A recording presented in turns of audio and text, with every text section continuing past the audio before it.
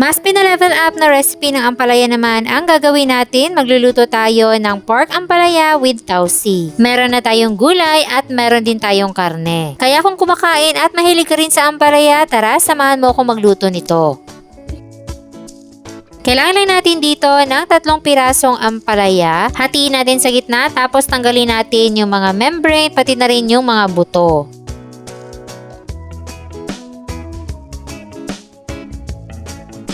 At kapag malinis na, hiwain na natin sa medyo makakapal na slice.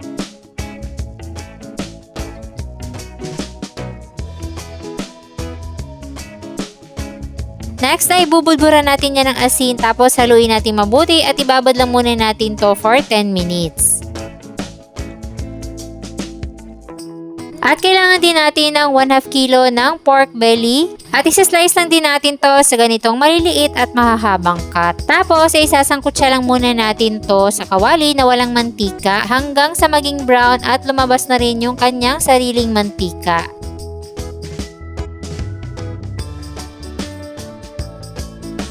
Kapag nagmantika na, pwede na natin ilagay yung ating sibuyas at igisa natin kasama yung pork.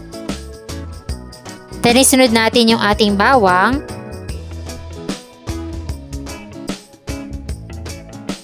At maglalagay na tayo ng tubig dahil palalambutin muna natin yung karne. Simmer lang natin to ng mga 15 to 20 minutes.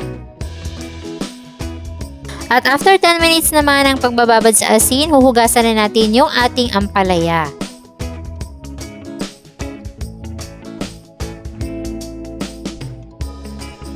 Drain lang natin yung mga excess na tubig tapos balikan na natin yung ating pinapakulo ang karne. Kapag malambot na, pwede na natin ihalo yung ampalaya.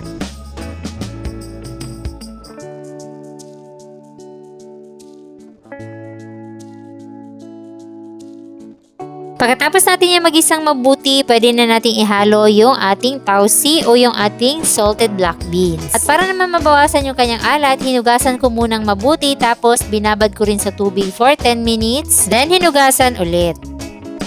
Ngayon naman ay titimplahan na natin to. Maglalagay lang tayo dito ng mga 2 tablespoon ng oyster sauce, all-in-one seasoning at black pepper. So napakasimple lang ng ating mga pampalasa, haluin na natin yung mabuti at antayin na lang natin na maluto yung gulay. Hindi na pala ako naglagay pa ng asin dahil may alat naman yung ampalaya. At pwede na natin ilagay yung ating red bell pepper. At di na natin yan patatagalin pa para hindi ma-overcook yung ating ampalaya. Ready to serve na ang ating napakasarap na pork ampalaya with tausi.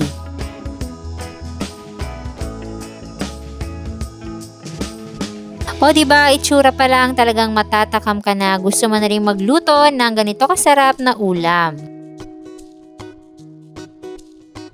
At kung gusto mo nga magluto nito, meron tayong kompletong listahan ng mga sangkap dyan sa baba.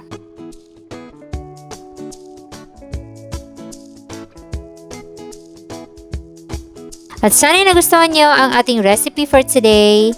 Enjoy!